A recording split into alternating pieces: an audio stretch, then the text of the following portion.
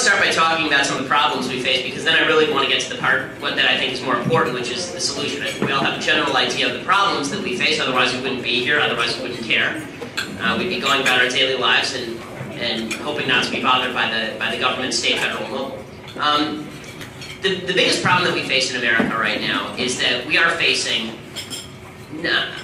We obviously have problems from abroad. We obviously have problems with regard to ISIS, we have problems with regard to Al-Qaeda, we have problems with regard to jihadism. We have problems, obviously, at home. We have problems with regard to the economy. We have problems with regard to overweening regulation. The biggest problem that we face in America is that we are now living in an elected dictatorship.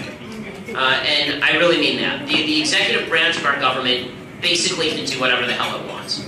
And the proof is in the pudding. The President of the United States has violated an enormous number of laws. Just this week, the President of the United States asserted executive privilege over documents regarding Fast and Furious from Eric Holder to his wife, right, which is insane because his wife doesn't work for the executive branch, doesn't work for the government at all. Apparently, what he writes to his wife is good enough for the White House to see, but it's not good enough for the Congress to see or the media to see. We had a story this week, all this is just from this week. Cheryl Atkinson, who's the former reporter for CBS News, who's the investigative reporter with regard to Fast and Furious and Benghazi, she revealed in a book this week that her computer had been hacked. We knew that it had been hacked. She revealed that she took her computer to get checked out, who had hacked the computer. It turned out that not only had the computer been hacked, it had been hacked by somebody in the government, and then somebody in the government had not just hacked her computer, somebody in the government had placed in the deep layers of the computer software classified documents from the federal government. The purpose, of course, being that should she get in the way, they would then raid her house, take her computer, find the classified documents, and indict her. And this is a reporter for CBS News. In that same book, of course, she claims that her bosses at CBS News were routinely quashing stories that she was bringing to them about Benghazi, about Fast and Furious, which makes perfect sense considering that Ben Rhodes, who is the president's chief national security advisor, is brother to David Rhodes, who is the head of CBS News. All of which is to suggest that the executive dictatorship, the elected dictatorship in which we now live, has only been able to thwart itself through the willful compliance of the media. And we're about to watch this get a lot worse, because elections do matter, but only insofar as jogging the President of the United States to seize even more power. Should the Republicans win next week, which I think they will, I think the Republicans will win somewhere between 51 and 53 seats in the Senate, barring an enormous amount of voter fraud, which is a big caveat. If they win a majority in the Senate, you're going to see President Obama move quite swiftly toward an executive amnesty of over 5 million people. He's already printing up the IDs. This came out last week. He's already printed up 9 million IDs for folks. He's obviously moving toward a system of moving these folks toward voting population. And you see, by the way, the Republican Party idiotically attempting to make the case that amnesty is the best possible solution. A case originally made by Charles Krauthammer, who's a brilliant guy, but this is not a brilliant solution. The idea that bringing in 10 to 12 million new Hispanic voters is going to somehow shift things for the Republican Party. As Mark Stein put it, if the general idea here is that we are going to take a population where Republicans or conservatives won 27% of 10% of the population, and the brilliant idea is that we're going to win 38% of 25% of the population. After the amnesty, we are in serious trouble electorally, and the President knows that, and he will dare people to stop him. Because that's exactly what he's done with his Deferred Action for Childhood Arrivals program, legalizing hundreds and hundreds of thousands of 16 to 30-year-old illegal immigrants. The President, in other words, is doing what he promised he would do. He's fundamentally transforming the country, and the American people have been fundamentally transformed by the country. President Obama is not something new. He's the apex of something very old, and he's the apex of a movement that has been underway in the United States for well on 100 years at this point. And believe me, if President Obama goes, with all this ire being focused on President Obama, if President Obama goes, if he's replaced by a Hillary Clinton, or if he's replaced by an Elizabeth Warren, or even if he's replaced by a so-called moderate Republican who continues to expand the general jurisdiction of the executive branch, nobody is going to be helped, and we will not be moving in the right direction. And unfortunately, this is the way we are moving, because we have a systemic problem. We have a systemic gridlock problem, and that gridlock is not the gridlock that they always worry about, nothing getting done. The problem is too many things getting done because everybody wants to go to dinner at an expensive steakhouse in Washington, D.C.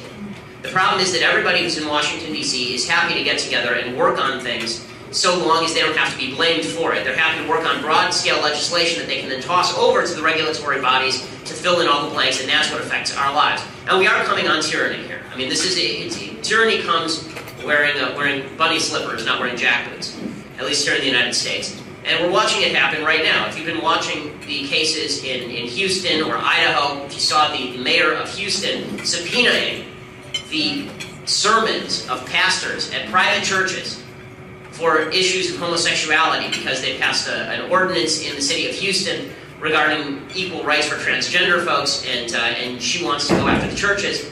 She's subpoenaing churches. She's going to prosecute people who do not turn over text of the sermons that they're giving. In Idaho, there's now a case in Idaho in which the state and local government are getting set to prosecute a couple that owns a wedding chapel. It's a private wedding chapel. They don't want to officiate same-sex marriages.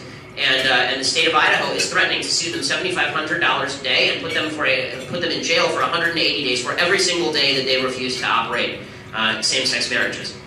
This is the way the government is working. Regardless of what you think of same-sex marriage, that has nothing to do with the sort of tyranny that's being evidenced here. This is tyranny, and it is pure tyranny, and it is becoming more and more common. And we are reaching the point in America where that tyranny is on our doorstep. And a lot of folks in the media were laughing at Cliven Bundy and talking about how Cliven Bundy just seemed like he was a hick from the sticks because, you know, here he is arguing over a desert tortoise and talking about guns and talking about revolution and all the rest of this stuff. But the reality is that they were willing to shoot Cliven Bundy over a desert tortoise. That should tell you everything that you need to know about the federal government. The federal government now has every single arm of the federal government, all of those three-letter agencies, have their own SWAT team, all of them. And if you're not frightened of this, then you're not watching closely enough. And this is what is scary in terms of our liberty. Because right now we get to exercise freedom of speech, thank God. Right now we get to exercise freedom of religion, to a certain extent, thank God. But we are coming up on the point where we are not going to be allowed to speak freely anymore. And so we have to speak loudly and proudly now, and we have to start winning hearts and minds. Because the reality is that the Constitution, our basic liberties, are under the most basic assault by our own government. And that, of course, has ramifications for what's happening with ISIS, because if the government tells us that a cop getting axed in the back of the head by a brand new Buddhist convert is Islamic convert, is an act of street-place violence, I suppose, as opposed to workplace violence at Fort Hood. If they tell us that, and then they say, well, we're not going to do anything about ISIS, we're supposed to swallow that. After all, they're the federal government. If it turns out that a woman in Oklahoma is beheaded by a Buddhist convert, Islamic convert, then that turns out to be another case of workplace violence, and we're not supposed to say anything about that either. We are not secure in a country where we are supposed to trust the folks we are electing. The whole premise of the Constitution is that we're not supposed to trust the folks who are electing. The founders didn't. If you read the Federalist Papers, it's absolutely clear they didn't. That's why we have checks and balances. That's why they didn't want anything to get done. The idea was that your freedoms can only exist in a vacuum of government. Government is there to provide security. Government is there to provide property rights. Or not to provide them, to protect them. Government is there for life, liberty, and property in the famous John Locke formulation, and that's it. But because we are an innovative country, because we're a country that has decided that we no longer want that bargain is no longer good enough for us, we are instead going to demand everything that we can possibly get from a federal government that is willing to steal from the future in order to pay for us right now. Steal from people who are currently living, but they're going to run out of that money pretty quickly, they already have. And so then they're going to start stealing from folks we can borrow from on the dime of our kids. But then we're not even going to have the kids that are supposed to pay those bills, because we're now undergoing a demographic revolution here in the United States. Right now we are reproducing at a less than replacement rate. 2.1 children per couple is the replacement rate. We are reproducing at less than that, so is the entire West. So we're now living off the backs of kids who are not even going to be born, that we're aborting out of existence. So where does that leave us in terms of all of this? Where does it leave us in terms of the Constitution? Well, it leaves us as the Eloy in the H.G. Wells formulation. You know, give us our sex, give us our drugs, give us our movies, give us our sports, and we'll go to work for you every day. But we won't work too hard, because that might actually incline us to be entrepreneurial and grow things. And that is the compliant population that the government seeks. And that's what the left seeks. The reality is that the left in this country despises the Constitution because they despise how the Constitution views humanity. The Constitution views humanity as fatally flawed. The Constitution views humanity in the Judeo-Christian worldview as capable of sin. The left does not. The left feels that humanity is inherently malleable, that the only reason people do bad things is because they've been put in a particular environment, so if we just sort of magically shift the environment, then everything will be better. Which is why you have people who are currently sitting on the Supreme Court talking about the U.S. Constitution should not be the standard. Ruth Bader Ginsburg, speaking a couple of years ago, said, quote, "I would not look to the U.S. Constitution." She was talking about writing the Constitution of Iraq. She said, "I would not look to the U.S. Constitution if I were drafting a Constitution in the year 2012. I might look at the Constitution of South Africa." Yeah, the Constitution, you may have noticed, South Africa is kind of a crap hole these days. It's not a country in which you would want to live. But it does guarantee you certain rights. Their constitution, the right to housing, including the right to due process with regard to eviction. So if they try to evict you or change the locks, then you get to go to court over that. The right to food, the right to water, the right to health care, the right to social assistance. Never mind that the government of South Africa can't actually provide any of these things. Never mind that people are living in corrugated tin shacks outside of Johannesburg. None of that matters. The Constitution guarantees certain political rights. The President of the United States, of course, feels exactly the same way. He has criticized the Constitution for, quote, not venturing into the issues of redistribution of wealth and of more basic issues, such as political and economic justice in society. In other words, he wishes that the government were the great provider, that we're the great father, brother, husband figure to all of the American population. We are all Julia in President Obama's Life of Julia in the leftist vision. Right? We're not supposed to have personal relationships and families and communities that take care of us. We're supposed to have a government that takes care of us.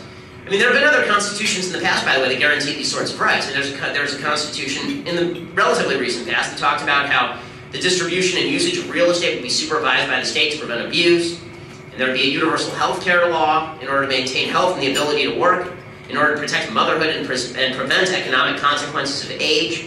They would create a comprehensive system of insurances. There's a constitution that talked about nationalizing common property because it was just too risky to have all of these unpatriotic businesses operating on their own. Of course, this is the Weimar Constitution under which Hitler rose. And Hitler, by the way, when he came along, he said he was coming along to guarantee these rights under the Weimar Constitution. And I'm not invoking the Hitler comparison for purposes of talking genocide. I'm talking about the kind of tyranny that Hitler brought about before the genocide.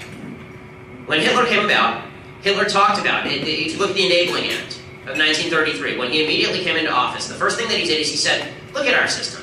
It's not working. Right? We have all these rights guaranteed in the Weimar Constitution, and yet we still have the economic vicissitudes. We still have poor old people. We still have a group of people who can't take care of themselves. Well, I'm here to save the day. And this is a direct quote from him. He said, when he asked for total power, which is what the Enabling Act gave him, it basically dissolved the Reichstag and gave him complete power in Germany. His actual line was, the government will make use of these powers only insofar as they are essential for carrying out vitally necessary measures. He said the existence of neither the Reichstag nor the Reichsrat is endangered. He said the position and rights of the Reich President remain inviolate. He said it will always be the first and foremost task of the government to bring about inner consensus with his aims. He said the rights of the churches will not be curtailed, their position vis-a-vis the state will not be altered. And he said the number of cases in which we'll have to invoke this will be extremely limited. Which is, of course, what every dictator says. There's not a dictator who comes into power saying they are going to be a dictator. Not one. When Hugo Chavez came into power in Venezuela, he didn't come into power saying he was going to be a dictator. When Vladimir Putin came into power in Russia, he didn't come into power saying, I'm going to be a dictator. There's not a dictator on the planet who thinks of himself as a dictator. They just think of themselves as a good person trying to get as much power as humanly possible in order to enact good stuff. The great danger to the world is not in people who believe they're evil. People who believe they're evil generally aren't. The great danger to the world is people who believe they're so good that they require absolute power in order to enact their agenda. Right? Superman is the great power in this universe.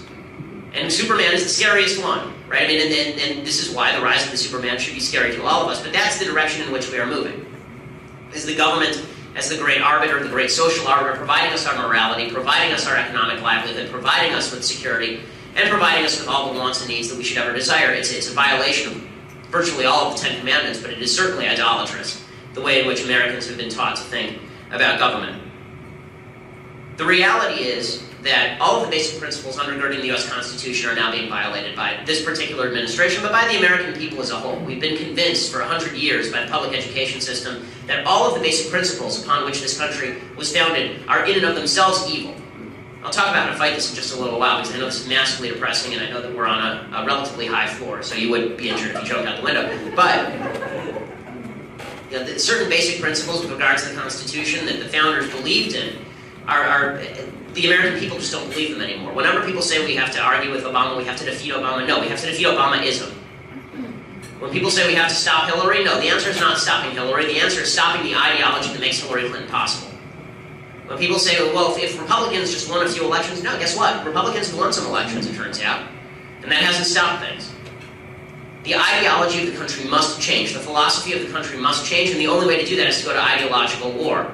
But first we have to know what it is we're fighting. So, if you look at the Constitution, the basic principles undergirding the United States Constitution, there are essentially 8 basic principles that undergird the U.S. Constitution. The first is that mankind is both good and bad, has the capacity for good and bad, that no person is perfect and no person is completely evil, that we all have the ability to shift, and that we can, and that nature of mankind means we have to protect against each other. No one can be trusted with absolute power. Now, what is amazing is that folks on the left absolutely disagree with this. They actually believe that if you get the right guy in charge, the benevolent dictator will be great.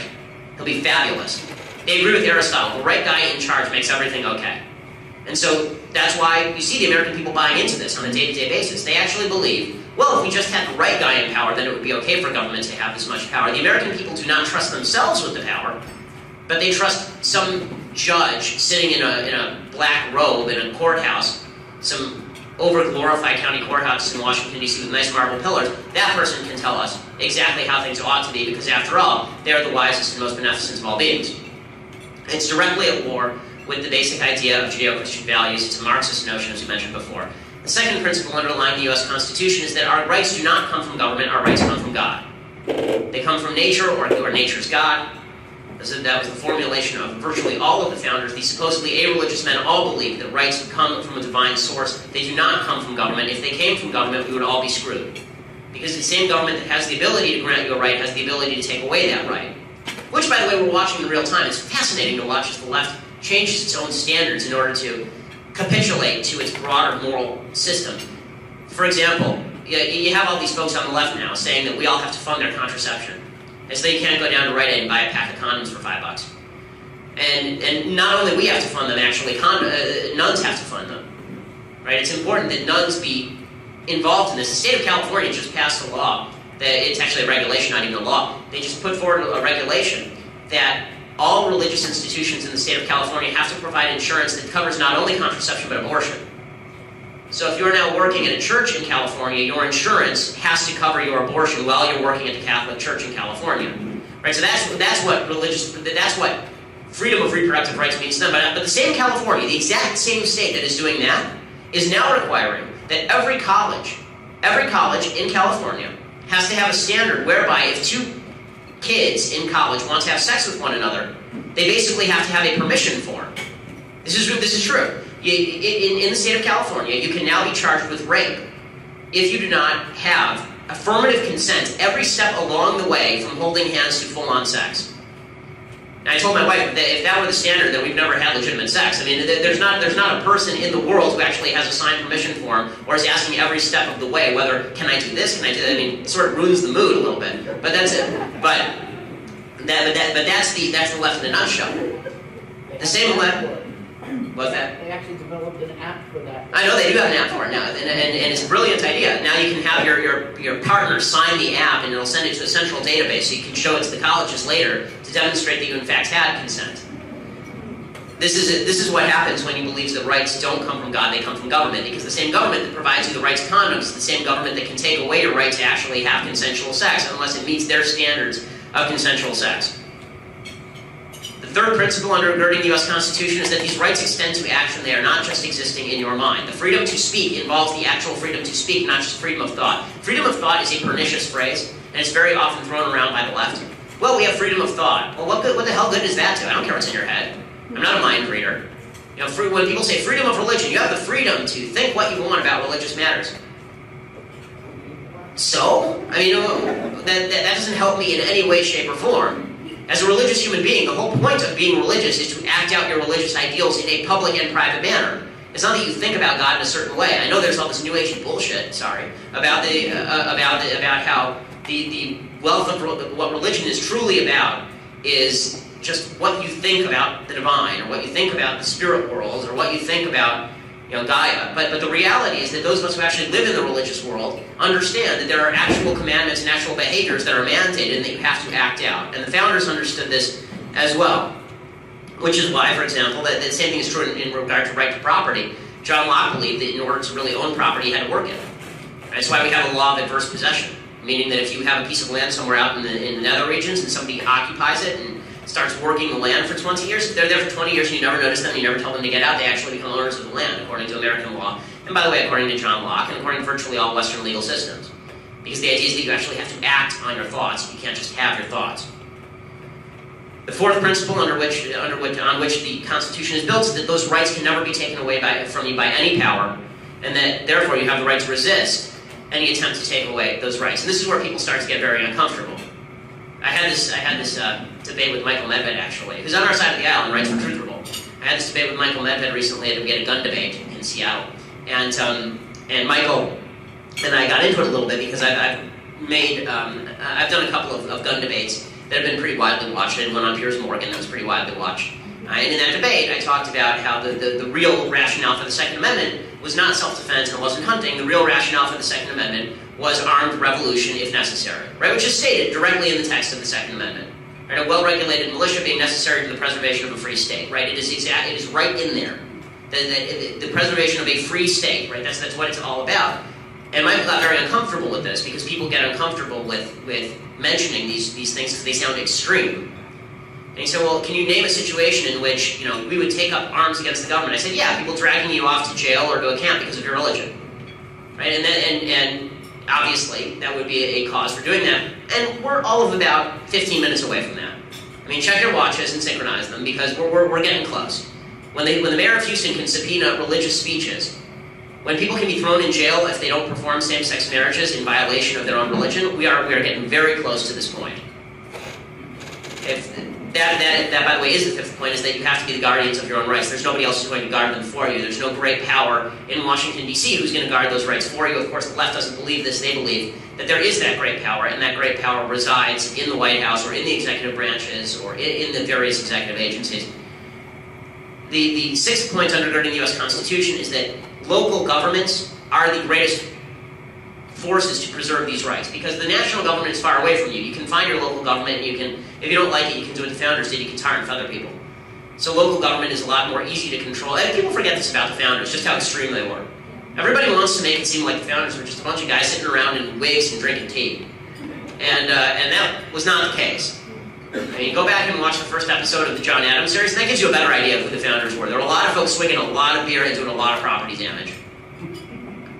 Local government is better than national government. This is something that the right has forgotten as well, because in their quest to take reign of the one ring of power, which is the federal government, they forget that the one ring of power is corrupting, and that the only real freedom is going to be gotten through local government, which is where you actually can have an impact, which, by the way, is the reason why I support this idea of remote voting. I think that we should disband Washington, D.C. We have the power to do so. We have Skype, we have phones. You should be able to phone it in to vote on particular pieces of legislation from your home district, so that way if we don't like it, we can come and pound on your house. Seventh point is that inaction is better than universally supported action. The founders did not like action. They thought that action was bad. That unless an action was basically universally supported, they wanted it to die, which is why they built all these checks and balances in. I know that there are people out there who think we need to get things done. No, we don't. We need to get less things done. The government doing stuff is the biggest problem. And you see it all the time. I mean, anytime something goes wrong, there's a shooting over in Seattle, and immediately you hear calls for gun control. And people say, well, hold on, none of those laws will actually stop the kind of shooting that we saw in Seattle. It doesn't matter. We have to do something. Do you want to just do nothing? Well, if nothing is better than something, then yes, I would like to do nothing. How about we do something that makes sense, or we do nothing? How about those are the two options, as opposed to do something ridiculously stupid and slow in the actual definition, right? Do that, or do nothing, right? It's foolishness. Finally, the minute the government invades your rights, it is a tyranny, and you have an obligation to stand up to it, and we are very close to that point. So what do we do so we never have to get to that point? What do we do so we never have to get to the point where we are going to do something violent? Because nobody wants that. Nobody wants to have to pick up a gun. Nobody wants to have to fight an armed revolution. Nobody wants to have to get violent. Everybody wants to avoid that. Obviously, nobody wants to see civil war. The reason people are talking in apocalyptic terms right now is because it feels like an apocalyptic time. Is there a way that we can pull back from the brink here? Because, by the way, the idea of a civil war, it's already happening in Europe. We can pretend that it's not, but it absolutely is happening in Europe. You're seeing the Greeks burn down their own country because they're not getting their social benefits. You're seeing riots in the streets of Paris over the Gaza war. I mean, civil war is already happening. You're seeing it in the streets of Ferguson. You're already seeing civil war breaking out in various parts of the country. It's just very small scale. So how do we stop all of this? How do we stop the social decay? And the answer is that we actually have to start making arguments that are based on morality. We in the conservative movement spend so much of our day trying to convince people that democratic policies fail and suck. And they do. They fail, they suck, they're terrible. However, that is not a reason to vote against policy. It isn't. If that were true, Barack Obama wouldn't have been elected in 2012. He was a terrible president. He got reelected by a pretty large number of votes. The reality is that people vote based on what they think is right and good and moral and decent. They vote based on their gut feeling about whether somebody is a good person or a bad person, or whether a policy has good intentions or bad intentions. It's sad to say this, but people actually vote based more on intention than they do on actual action. Action matters significantly less to people than intention. Right? This is why, for example, Donald Sterling in LA could be a racist slumlord for 30 years in Los Angeles, and no one said anything, because it was just an action. But the minute that he said something on tape about black folks, demonstrating his racist intention, they divest him of a $2 billion asset. His intention in America matters significantly more than action. And so we need to understand that. We in the conservative movement have a habit of fighting reality, and this is the worst thing that we can do. It's very stupid. We fight reality. Now, David Horowitz is, of course, I consider him a mentor, and of course a wonderful thinker. David's book, Go for the Heart, his little pamphlet, Go for the Heart, I don't know how many of you have read it, it's spectacular. And Go for the Heart is exactly right. When it comes to voters, when it comes to people who show up every 4 years to the polls, not every 2, every 4, midterms are different. Every 4 years to the polls, it's a group of folks who are motivated by their hearts. They're not motivated by their heads, they're not motivated by evidence, they're not motivated by policy, they're motivated by what they think is right and what they think is wrong. And so we need to start speaking truth about our opposition as conservative. Leftists want to destroy the country. Leftists want to destroy everything that is good and just in society. Everything. They do not leave a stone unturned. Leftists want to enervate us in the face of a brutal and horrifying enemy. Leftists are evil. Okay, leftism is an evil philosophy. Collectivism is an evil philosophy. Now, folks on the left will say this about us. They will say that conservatism is evil and bad and horrible, which is why, whenever any of you go to a Thanksgiving dinner and you have a lefty relative there, eventually the conversation will always turn to how you don't support same-sex marriage because you're a bigot. Always. It doesn't matter what you're talking about. You're talking about tax policy, and eventually you find yourself on why Mitch and Cam from Modern Family can't get married, and why if you don't want that, then it's because you're a brutal bigot. Or it turns to, well, don't you think that America is just a racist, terrible country? If you don't believe that, it's because you're racist and terrible. Right? It turns into this flipped-over world where the argument is about you personally, but not about anything having to do with policy. It's extremely effective. It's extremely effective. Because the reality is that if they can make you feel bad about yourself just a little bit, you're going to be a little bit less loud in your advocacy. You're not going to fight so hard for your positions. You may even start to shift your positions because you feel uncomfortable. Uncomfortable is the heart of what politics is. If you can make people feel uncomfortable about the positions that they hold, you can change them. Feeling comfortable is what makes people vote, and feeling uncomfortable is what makes them vote against you. And that's why Sarah Palin, was a problem for a lot of Republicans, because she made them feel uncomfortable, right? Because she represented a side of the Republican Party that was more rural in orientation than a lot of urban people who felt that she was, not bright enough to be on the ticket, and therefore they felt uncomfortable with her. And when they were talking with all their lefty friends, they felt the necessity to go, well, Sarah Palin. First of all, you never see that with the left. Nancy Pelosi has the IQ of a kumquat. They will all defend Nancy Pelosi to the death. Right? The truth of the matter is that the right is easily made embarrassed, and the right is always hesitant to embarrass people. Because guess what? We're good people, and good people don't like to embarrass other people. Well, unfortunately, when it comes to politics, there are no good people. And so if we actually want to win, we can either be nice people and we can lose, or we can be mean people and we can win. And so I prefer to win, because the alternative, losing, means that we don't have any of the rights that I actually hold dear.